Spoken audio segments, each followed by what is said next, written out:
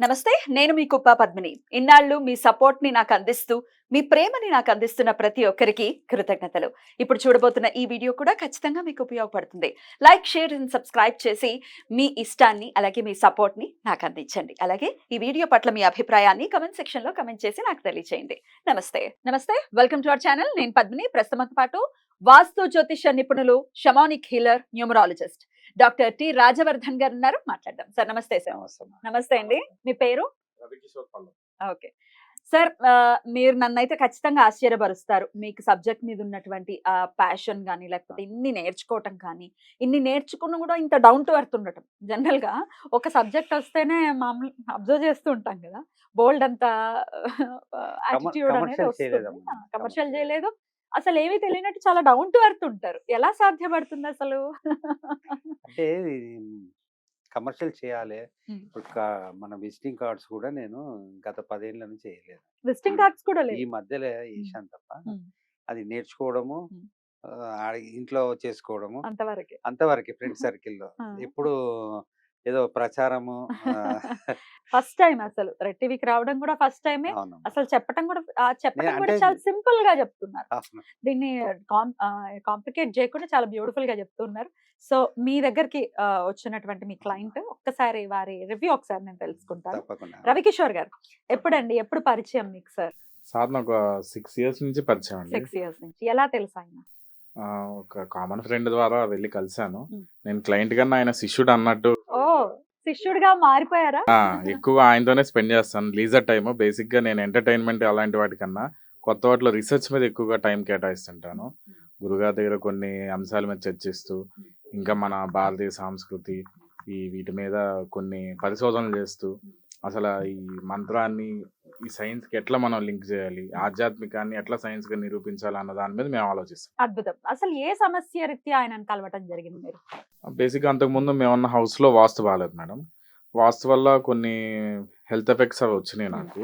సొంత ఇల్లా అది? లేదండి, రెంటెడ్ హౌస్ అది. హ్మ్. దాన్ని మనం అంటే ఏమన్నా చేంజెస్ చేయాలనుకోండి, డిమాలిష్ చేయడం చాలా పనుంటది. హ్మ్. అలా కాకుండా ఎవరైనా రెమెడీస్ ఇస్తారేమో అని సెర్చ్ చేస్తున్న తరుణంలో కామన్ ఫ్రెండ్ ద్వారా సార్‌ని కలిసాను. హ్మ్. ఆయన నాకు డిమాలిష్ ఎటువంటి చేంజెస్ చేయకుండా సింపుల్ రెమెడీస్‌తో క్లియర్ చేశారు. తర్వాత మ్యారేజ్ ఇష్యూ ఉంటే మ్యారేజ్ ఇష్యూస్ కూడా ఆయన ఈజీగా సాల్వ్ చేయగలిగారు. వెంటనే పెళ్ళయింది. ఎమ్మటే. ఎన్నాళ్లలో? 6 మంత్స్‌లో 6 మంత్స్‌లో పెళ్ళైపోవటం. రెమెడీస్ ఇచ్చారు. ఆ రెమెడీస్ చేశాను నేను. తర్వాత ఇక ఆయన నాకు ఫ్రెండ్‌గా మారిపోయారు. ఫ్రెండ్ తర్వాత గురువుగా మారిపోయారు. అపారమైన ఆయన అంటే నాకు చాలా అభిమానం. హ్మ్. ఇంకా ఫ్రీ టైమ్ ఉన్నప్పుడు వెళ్లి కలుస్తుంటాను. హ్మ్. ఇంకా ఆయన అంటే ఆయనకి చాలా విషయాలు తెలుసు. కొన్ని అంశాల్లో ఇది బాగుంది గురువుగారు, దీని మీద మనం కాన్సంట్రేట్ చేస్తే కొంతమందికి ఉపయోగపడొచ్చు అన్నట్టు నేను హ్మ్. ఆయన్ని ఎంకరేజ్ చేస్తూ ఉంటానన్నమాట. హ్మ్. ఆయన శక్తి ఆయనకి తెలీదు. హనుమంతుడిలాగా అయితే. అవును.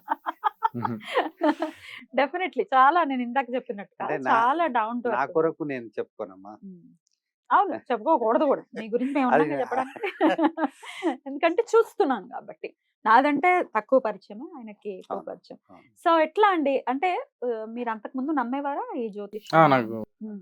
హ్మ్. నేను నా అంతట నేను కొన్ని జ్యోతిషం బుక్స్, అసలు ప్లానెట్స్ ఏంటి, నక్షత్రాలేంటి, రాసులేంటి ఇలాంటివన్నీ నేను స్టడీ చేశాను. హ్మ్. హ్మ్. హ్మ్. నేను స్టడీ చేశాను. కాకపోతే ఏంటంటే ప్రాక్టీస్ లేదు. హ్మ్. సార్ ద్వారా కొన్ని తెలుసుకుంటూ ఉంటానన్నమాట. హ్మ్. సో, వెళ్ళిన తర్వాత లేకపోతే జ్యోతిష్యం పరంగా చూపించుకున్న తర్వాత నమ్మకం కుదిరిందా? అసలు ఆయన చాలా చెప్పింది లేకపోతే? చాలా. హ్మ్. ప్రతిది ఆయన చెప్పింది నేను నేరుగా నమ్మకుండా, హ్మ్. నేను ఒకసారి మళ్ళా దాని గురించి కొన్ని బుక్స్‌లో రిఫర్ చేసి ఆయన చెప్పింది ఎంతవరకు కరెక్ట్ అన్నది చూస్తాను నేను. అమ్మో! అది టిపికల్ గా ఉన్నారే ఈ చూడాలి కదా! శిష్యుడు.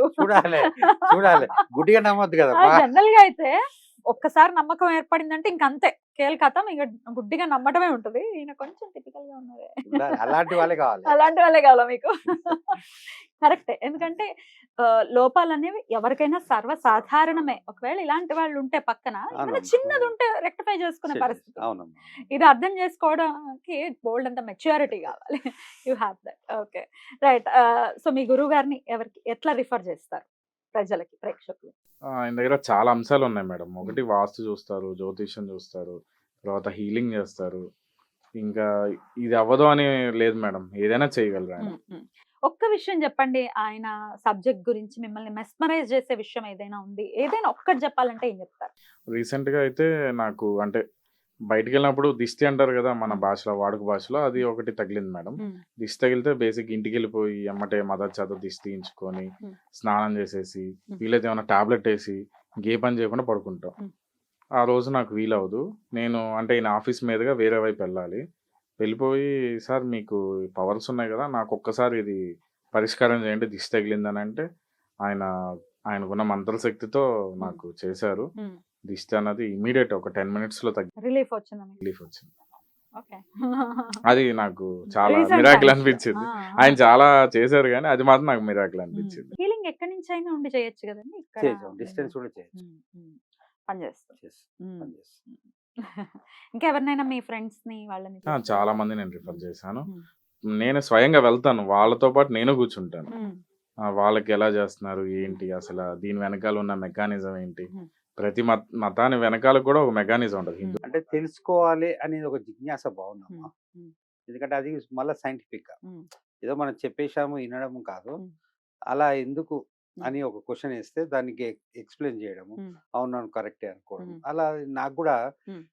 సబ్జెక్ట్ ని ఉమ్. ఇంకొంచెం ఆ, మీకు రివిజన్ అవుతూనే అవుతూనే ఉంటుంది. కానీ మీకు ఎక్కడ అంటే మీ మధ్య ఈ సబ్జెక్ట్ డిస్కషన్స్ కానీ లేకపోతే సబ్జెక్ట్ గురించి మాట్లాడుకోవడం అంటే మీరు ఒక గురువులానే ఉన్నారు, దీనికి ఏమైనా మీరు డబ్బులు తీసుకోవటం ఇట్లాంటివి ఏమైనా ఉంటుందా? లేదు అసలు. ఏమీ లేదు. ఆయన మీరే అడగండి. సర్వీస్ అదే, ఓరియంటెడ్, అదే. Service sorry oriented. సారీ. మరి మీరు ఎప్పుడు అనుకోలేదండి? జనరల్ గా నేను అబ్జర్వ్ చేసింది అమ్మ. ఈ ఫీల్డ్ లో ఉన్న వాళ్ళు ఆ, చెప్పేయకూడదు ఓపెన్ గా, వాళ్ళు నేర్చేసుకుంటారు ఇట్లాంటివి నేను అబ్జర్వ్ చేశాను. అవునమ్మా. మీకు అట్లాంటి భయం ఏం ఏం లేదు. ఇది పోతూ అంటే ఇప్పుడు నాకున్న సబ్జెక్టు నాకు ఒకరి ద్వారా వచ్చింది, అవును, అవును, నేను ఇంకోళ్ళకి పంచాలి అవును. అంతే తప్ప మనమే తీసుకొని పెట్టుకుంటే అది Correct. ఉపయోగం కాదు. అవును. ఇప్పుడు నాకు నేర్పించిన గురువులు ఉన్నారు, వాళ్ళు అలాగే అనుకుంటే మన వాళ్ళు అలా అనుకుంటే నాకు రాదు కదా, ఉమ్, ఉమ్, ఉమ్. అది మళ్ళీ పనిచేయాలి. Beautiful. ఇంకొక మంచి ఉదాహరణ, ఈయన చక్రాలు ఆరా మిషన్ తో స్కాన్ చేస్తారు. ఉమ్, అలా ఒకసారి స్కాన్ చేస్తున్న సమయంలో ఉమ్, సహస్ర చక్రం అన్నది బ్లాకేజ్ ఉంది. Hmm. నేను మామూలు బేసిక్ రోజు పూజ చేయటం ఇట్లాంటివి ఏమి ఉండవు నాకు. ఎప్పుడన్నా ఏదన్నా హోమాలు ఉంటే పాల్గొంటా హోమాల్లో. సహస్ర చక్రాన్ని అన్బ్లాక్ చేశారు. సరే గురుగారు బాగుంది, మిగతా చక్రాలు కూడా స్కాన్ చేయండి అని అంటే థ్రోట్ చక్ర దగ్గరికి వచ్చేసరికి బ్లాకేజ్ చూపిస్తుంది. అది ఎందుకు బ్లాకేజ్ చూపిస్తుందా ఏంటా అని చెప్పేసి నాకు అర్థం కాలేదు.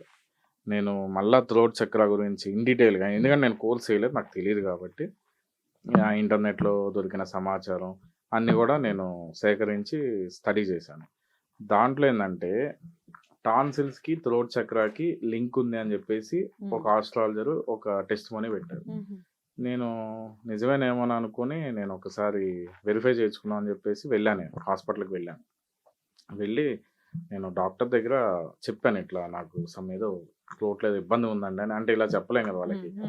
అంటే వాళ్ళు చెక్ చేసి లాంగ్ స్టాండింగ్గా మీకు టాన్సిల్స్ ఉన్నాయండి, మీరు పెద్దవారు అవటం వల్ల మీకు, అంటే చిన్నపిల్లల్లో అయితే జ్వరం రావటం, పెయిన్ రావటం అలా ఉంటుంది, మీకు అలాంటి ఏమి ఇండికేషన్స్ ఏం లేవు, కాకపోతే ఇవి మీరు రిమూవ్ చేస్తే మంచిది, రిమూవ్ చేసేసుకోండి అని అన్నారు. లేదులేండి, ఓకే నాకు రిపోర్ట్ ఇవ్వండి చాలు అని చెప్పేసి నేను వచ్చేసాను. తర్వాత గురువుగారి దగ్గరికి వచ్చి ఆ థ్రోట్ చక్ర అన్నది నేను అన్బ్లాక్ చేయించుకున్నాను. అంటే ఆయన ఎంతవరకు చెప్పారు ఏంటన్నది నేనైతే యాజ్ ఎంటెక్ స్టూడెంట్గా నేను అంత త్వరగా బిలీవ్ చేయను. అన్బ్లాక్ చేయించుకున్నాను. తర్వాత థ్రోట్ చక్ర అన్బ్లాక్ చేసిన తర్వాత మళ్ళీ ఇంకొకసారి నేను కలిసాను డాక్టర్ గారిని.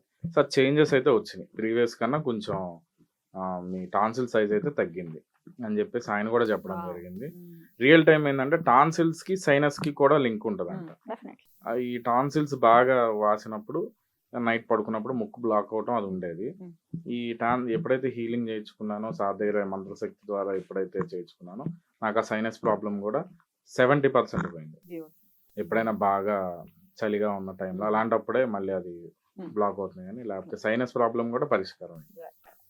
నాకు అది కూడా వండర్ అనిపించింది. ఇదే ఒక్కొక్క చక్రాకి ఒక లింక్ ఉంటుందమ్మా.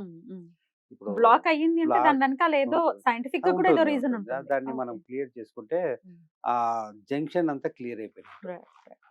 ఆయనకున్న చాలా చాలా కృతజ్ఞతలు. Thank you so much. Thank you sir. Thank you so much. నమస్తే.